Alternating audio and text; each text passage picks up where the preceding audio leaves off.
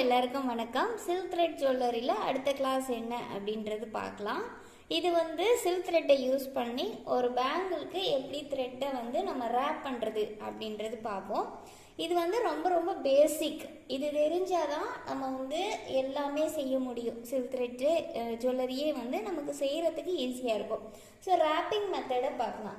Wrapping மெத்தடுக்கு நமக்கு first silk thread தேவை. உங்களுக்கு தேவையான பிராண்டு நீங்கள் வாங்குங்க. அதே மாதிரி கலருக்கு ஏற்ற மாதிரி நீங்கள் பிராண்டு சூஸ் பண்ணிக்கலாம். அடுத்தது என்ன பொருள் தேவை அப்படின்னா, இந்த மாதிரி ஒரு நோட் புக் வேணும்னா நீங்கள் நோட் புக் யூஸ் பண்ணலாம். அப்படி நீங்கள் சில பேர் பார்த்தீங்கன்னா ரூலர் கூட யூஸ் பண்ணுறாங்க. இந்த ரூலரில் கூட, அதாவது ஸ்கேல் இருக்குது இல்லையா, இந்த ஸ்கேலில் கூட நம்ம நூல் சுற்றி யூஸ் பண்ணலாம். அப்படி இல்லைன்னா கேலண்டர் இருக்குது இல்லையா, கேலண்டர் அது நீங்கள் யூஸ் பண்ண பிறகு அந்த போர்டு இருக்கும் பாருங்கள், அந்த போர்டு நீங்கள் யூஸ் பண்ணலாம்.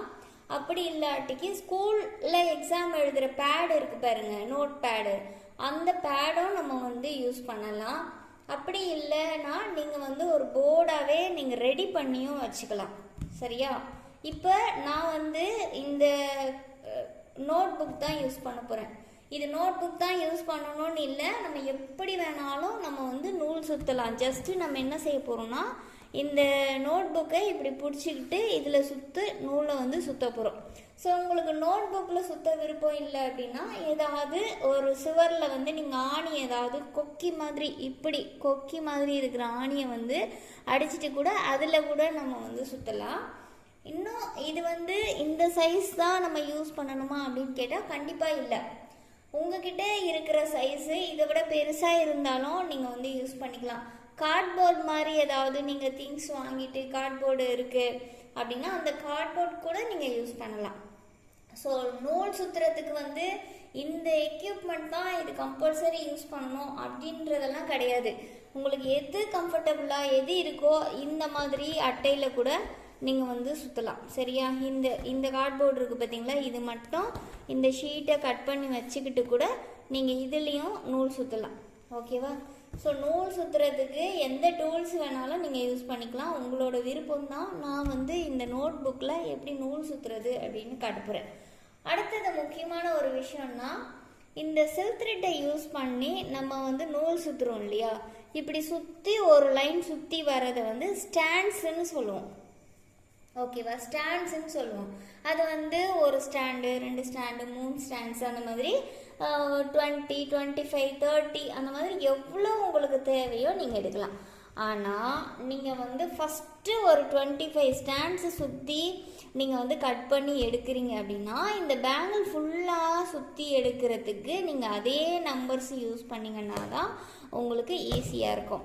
ஸோ ஆல்ரெடி நான் சொல்லியிருக்கேன், பேங்கிளில் இந்த மாதிரி மேலே மோல்டு மாதிரி இப்படி பெண்டு பண்ண பேங்கிளும் இருக்குது, ஃப்ளாட்டாக இருக்கிற பேங்கிளும் இருக்குது. ஸோ உங்களுக்கு எது விருப்பமோ எது கிடைக்கிதோ நீங்கள் அதை வாங்கிக்கோங்க. இப்போ நூல் சுற்றுறதுக்கு உங்களுக்கு எந்த கலர் விருப்பமோ நீங்கள் அதை யூஸ் பண்ணலாம். ஓகேவா? இப்போ இது இப்படி செட் பண்ணிட்டேன். நூல் ஒரு பாக்ஸ்குள்ளே போட்டிருக்கேன். ஏன் ஒரு பாக்ஸ்குள்ளே இப்படி போட்டிருக்கேன் அப்படின்னா, உங்களுக்கு நூல் சிக்கி அடிக்காமல் இருக்கும். இப்போ நம்ம இந்த நோட் புக்கில் நூல் சுற்றும் போது என்ன ஆகும்னா, இது இப்படி இப்படி ஓடும், கீழே எல்லா இடம் ஓடி அறுந்து போயிடும்.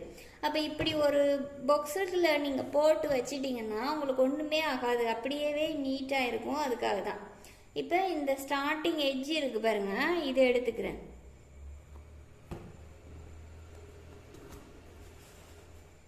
இப்போ நோட் புக்கை இப்படி ஸ்ட்ரெயிட்டாக பிடிச்சிக்கிட்டிங்கன்னா உங்களுக்கு ஈஸியாக இருக்கும். இப்போ நான் வீடியோக்காக இப்படி சைடாக பிடிச்சி நான் எடுக்கிறேன். நீங்கள் ஸ்ட்ரெயிட்டாக இப்படி பிடிச்சிக்கிட்டு இங்கே பாருங்கள், இப்படி பிடிச்சிட்டு இப்படி சுற்றுனீங்கன்னா உங்களுக்கு ஈஸியாக இருக்கும். ஸோ நான் வீடியோவில் காட்டுறதுக்காக நான் கீழே நோட் புக்கை இப்படி வச்சுட்டு சுற்றி காட்டுறேன். ஒரு 25 ஸ்டாண்ட்ஸ் நான் எடுக்க போகிறேன். இப்போ ஒரு தடவை சுற்றிட்டேன், 2, இதை விடக்கூடாது, நம்ம ஃபஸ்ட்டு வச்சுருக்கோம் இல்லையா, அதை டைட்டாக பிடிச்சிக்கோங்க. டைட்டாக பிடிச்சிட்டு சுற்றுங்க. 2, 3, ஒவ்வொரு தடவையும் இந்த நூலை கையில் இப்படி பிடிச்சிக்கணும். 4, இங்கே வருங்க, இந்த விரல் இருக்கு இல்லையா, அந்த விரலுக்குள்ளே இப்படி விட்டு இதை பிடிச்சிக்கோங்க. இல்லை அப்படி இல்லைனாலும் தள்ளியும் சுற்றலாம், ஒன்றும் தப்பு இல்லை. இங்கே பாருங்க, தள்ளியும் சுற்றலாம், உங்களுக்கு கம்ஃபர்டபுளுக்கு ஏற்ற மாதிரி சுற்றுங்க. 25 ஸ்டாண்ட் சுற்றுங்க. நான் வந்து 25 சுற்றிட்டு உங்களுக்கு காட்டுறேன்.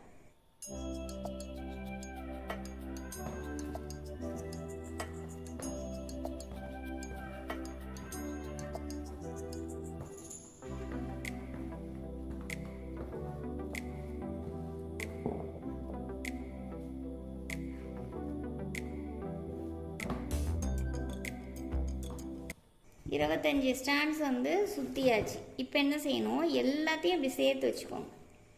ஓகேவா? ஸ்டார்ட் பண்ணோம் இல்லையா, அதையுமே இப்படி வச்சுக்கோங்க. கிட்ட வச்சுட்டு இதை வந்து கட் பண்ணிவிடுங்க. ஓகேவா? கட் பண்ணி எல்லாத்தையும் சேர்த்துட்டு இந்த ஸ்டார்ட் பண்ணது இருக்கு இல்லையா, இதை ஸ்ட்ரெயிட்டாக கட் பண்ணிவிடுங்க. ஓகேவா? இப்போ இதில் வந்து க்ளூ போடணும். நீங்கள் க்ளூ வந்து ஃபேப்ரிக் க்ளூ வேணா யூஸ் பண்ணுங்கள், அப்படி இல்லைன்னா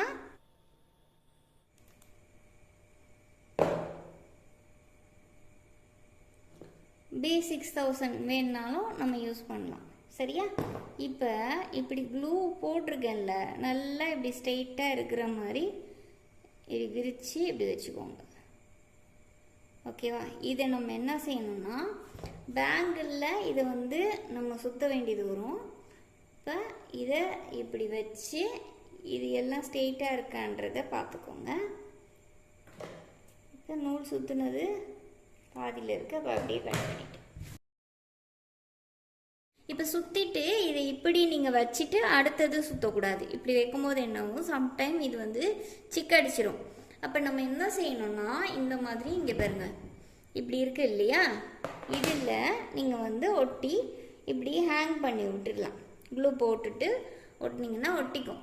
அப்போ இப்படி ஹேங் பண்ணிவிட்டு லைனாக நீங்கள் அடுக்கி வச்சுட்டு நீங்கள் வந்து பேங்கில் வந்து செய்ய ஆரம்பிக்கலாம்.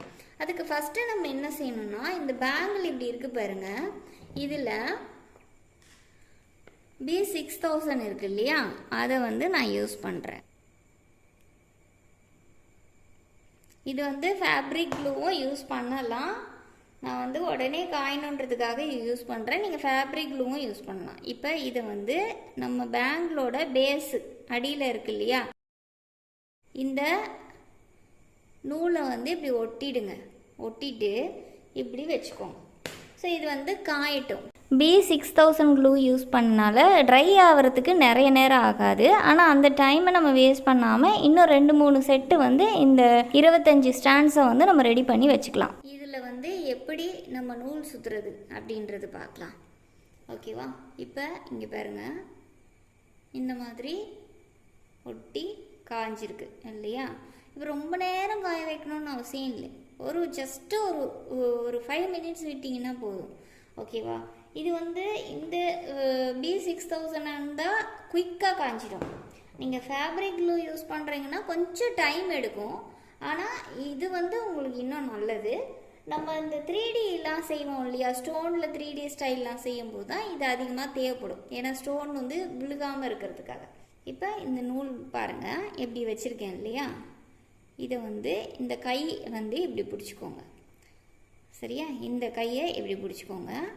பிடிச்சிட்டு இங்கே பாருங்கள், இதை நம்ம வந்து வரல இப்படி வச்சு நல்லா டைட் பண்ணி, இது வந்து நூலை நம்ம இப்படி விரித்து இப்படி ஸ்ப்ரெட் பண்ணி பிடிக்கணும். அதாவது இப்படி வந்து உருட்டி பிடிக்காமல் இதை வந்து இப்படி விரித்து பிடிங்க, டைட் பண்ணி பிடிங்க. ஓகேவா? பிடிச்சிட்டு இங்கே பாருங்கள், பிடிச்சிட்டு இந்த கை இருக்கு இல்லையா, கட்டை விரல் கீழே கொண்டு போயிடுங்க. கீழே கொண்டு போயிட்டு மறுபடியும் இதை நல்லா டைட் பண்ணிவிட்டு மேல் பக்கமாக பேங்கில் வந்து டேர்ன் பண்ணிவிடுங்க. இப்போ இந்த இது இருக்குது பார்த்தீங்களா, லைன், இதுக்கு பக்கத்தில் அப்படியே. ஸோ இந்த பேஸு தெரியக்கூடாது. மெயினாக பக்கத்தில் செய்யணும். ரொம்ப தள்ளி செஞ்சிங்கன்னா என்ன ஆகும்னா நம்மளுக்கு இந்த பேங்கிள் வந்து தெரியும். ஸோ பேங்கிள் தெரியவே கூடாது. இப்போ உங்களுக்கு சேம் கலர், இப்போ நூலோட உங்களுக்கு சில்க் த்ரெட் என்ன கலர் வேணுமோ அதே கலர் பேங்கிள் கிடைச்சாலும் நீங்கள் வாங்கலாம். கிடைக்கலனாலும் பரவாயில்ல, எந்த பேங்கிள் வேணாலும் யூஸ் பண்ணலாம். ஆனால் நீங்கள் மேலே சுற்றுற நூல் தான் இம்பார்ட்டன்ட். ஸோ ரொம்ப இடைவெளி இல்லாமல், எந்த இடைவெளியும் தெரியாமல் இங்கே பாருங்கள், இதுக்கு மேலே அப்படியே சுற்றுறேன். ஆனால் நூலுக்கு மேலே மேலே சுற்றாமல் ஓரளவுக்கு பக்கத்தில் பக்கத்தில் அப்படியே சுற்றணும். ஸோ இதை வந்து திருப்பியும் மேல் பக்கமாக வச்சு இங்கே ஸ்ட்ரெயிட்டாக வச்சு கீழ் பக்கமாக பிடிக்கிறேன். ஸோ ஒவ்வொரு தடவையும் நம்ம மாற்றி மாற்றி பிடிக்கணும். இப்போ கட்டை வரல அடியில் பிடிச்சிருக்கேன், இது மேலே பிடிச்சிருக்கேன். இப்போ இப்படி எடுக்கும்போது அப்படியே மாறும் கை. ஸோ கட்டை விரல் வந்து மேல் பக்கம் வந்துருச்சு பாருங்கள், இந்த விரல் அடியில் போயிடுச்சு. ஸோ இது இப்படியே சேஞ்ச் ஆகிட்டே இருக்கும். ஓகேவா? இப்போ கட்டை விரல் அடியில் போயிடுச்சு பாருங்கள். ஸோ ஒவ்வொரு தடவையும் நம்ம இந்த மெத்தட்லேயே நம்ம செஞ்சோன்னா கரெக்டாக நம்மளுக்கு வந்து பிசுறு பிசுறாக இல்லாமல் நல்லா நீட்டாக ஃபினிஷிங் வந்து நீட்டாக வரும். பேங்கிளில் வந்து நிறைய மெத்தடில் சுற்றலாம். ஃபஸ்ட்டு பேஸ் சுற்றுறது இது மட்டும்தான் மெத்தடு. இதுக்கு பிறகு இதுக்கு மேலே நம்ம வந்து சுற்றுறத வந்து வேறு வேறு டைப்பில் நிறையா டிசைன்ஸில் சுற்ற முடியும். அதெல்லாம் உங்களுக்கு அடுத்தடுத்த கிளாஸில் வரும். பேசிக்காக ஒரு பேங்கில் வச்சு நீங்கள் நூல் சுற்றணும் அப்படின்னா இதுதான் மெத்தடு. ஆனால் மெயினாக இங்கே பக்கத்தில் வந்து இப்படி உங்களோட பேங்கிள் வந்து தெரியக்கூடாது, பேஸ் தெரியாமல் க்ளீனாக நல்லா கிட்ட கிட்ட வரணும். அப்படி இன்கேஸ் இந்த இடத்துல லைட்டாக தெரியுதுன்னா இதை வந்து இப்படி ஸ்ப்ரெட் பண்ணி விடலாம் நீங்கள்.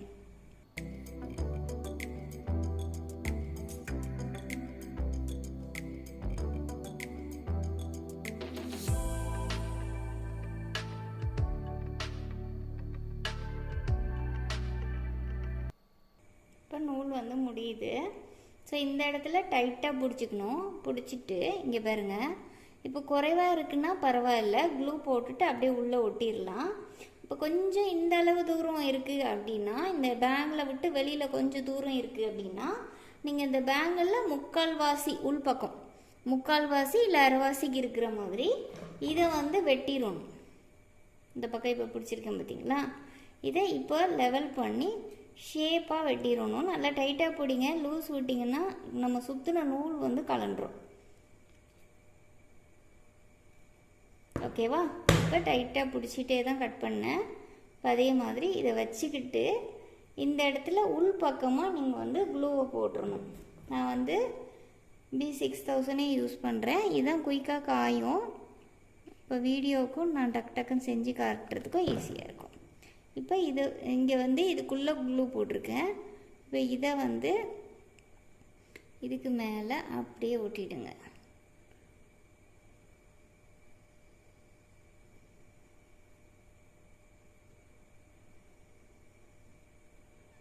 ஓகேவா? அவ்வளோதான். இப்போ நெக்ஸ்ட்டு நம்ம என்ன செய்யணும்னா, ஈக்குவலாக இருக்கான்னு பார்த்துக்கோங்க. இப்போ நெக்ஸ்ட்டு என்ன செய்யணும்னா, ரெடியாக நான் இன்னும் 3 செட்டு வந்து சுற்றி ரெடி பண்ணி வச்சுருக்கேன். இப்போ இதுக்கு பக்கத்தில் இந்த இடம் வருது இல்லையா, இதுக்கு பக்கத்தில் க்ளூ போட்டுட்டு நீங்கள் வந்து ஒட்டிடணும். இது வந்து காயிற வரைக்கும் வெயிட் பண்ண வேணாம், நீங்கள் அப்படியே செய்கிறதுனாலும் செய்யலாம். இப்போ நம்ம வந்து நூல் சுற்றுற வேலை இருந்தனால நான் வச்சுட்டு நூல் சுற்றுனேன். நீங்கள் கண்டினியூவாக செய்கிறதுனாலும் செய்யலாம். ஓகேவா? இதில் க்ளூ போட்டு இதை வந்து ஒட்டிட்டேன். இப்போ கொஞ்சம் நேரம் பிடிச்சிருக்கிறேன் காயறதுக்காக. அதே மாதிரி நூலும் இப்படி இங்கே பாருங்கள், இப்படி வெளியில் வராமல் ஒட்டணும்.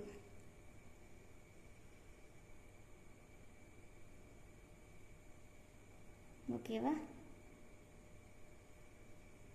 ஓகே, இப்போ இது சுற்ற ஆரம்பிச்சிடலாம். இப்போ பாருங்கள், நான் உடனே தான் சுற்றுறேன். க்ளூ கையில் இருந்தால் அதை வந்து தொடச்சிடுங்க.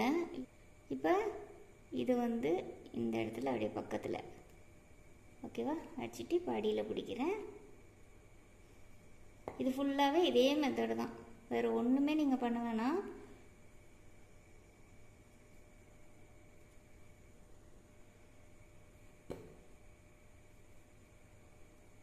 நல்லா டைட்டாக பிடிச்சி சுற்றணும், இது மட்டும்தான் முக்கியம். அதே மாதிரி விரலையும் இப்படி விரித்து பிடிக்கணும், அப்போ தான் உங்களுக்கு வந்து அகலமாக வரும். ஒடுக்கிட்டிங்கன்னா உருண்டை உருண்டையாக ஒரு மாதிரி மேலே ஏறி ஏறி ஃபினிஷிங் நீட் இல்லாமல் இருக்கும்.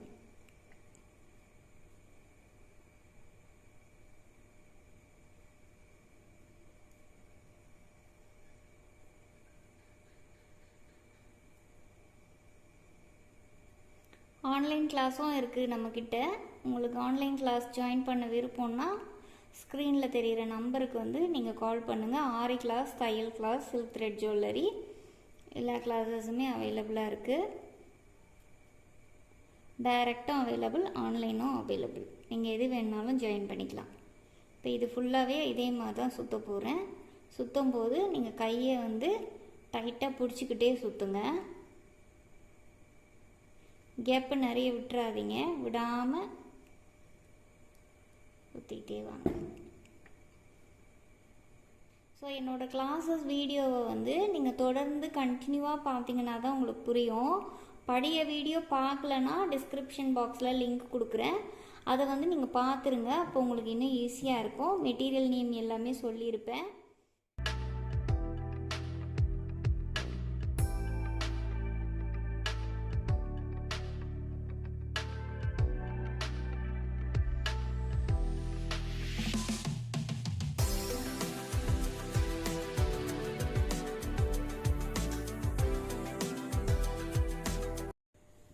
ஃபினிஷிங் வந்து நீட்டாக இருக்கணும், அவ்வளோதான். இதோட லாஸ்ட்டு.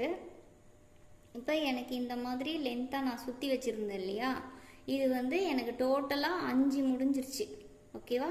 இது இப்போ நான் செய்கிறது வந்து 6ஆவதுல எனக்கு ஃபுல்லாக காலியாகல, சும்மா ஒரு கொஞ்சம் மட்டும் நான் யூஸ் பண்ணியிருக்கேன்.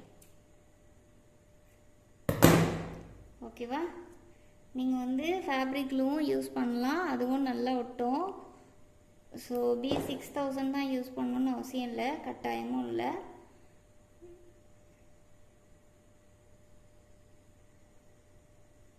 இது வந்து காயறதுக்கு கொஞ்சம் டைம் எடுக்கும், அவ்வளோதான். சரியா? மற்றபடி இது பாருங்கள், யூஸ் பண்ணணுன்னு நீங்கள் சும்மா தொடச்சாலே போயிடும். இந்த பேங்கில் ஃபுல்லாக ரேப் பண்ணி கம்ப்ளீட் பண்ணியாச்சு. இந்த வீடியோ யூஸ்ஃபுல்லாக இருக்குது அப்படின்னா லைக் பண்ணி ஷேர் பண்ணுங்கள். மறக்காமல் இதோட ஃபீட்பேக்கை வந்து கமெண்டில் சொல்லுங்கள். அப்போ தான் அடுத்த வீடியோ ரெடி பண்ணுறதுக்கு கொஞ்சம் மோட்டிவேஷனாக இருக்கும். தேங்க்யூ ஃபார் வாட்சிங். பை.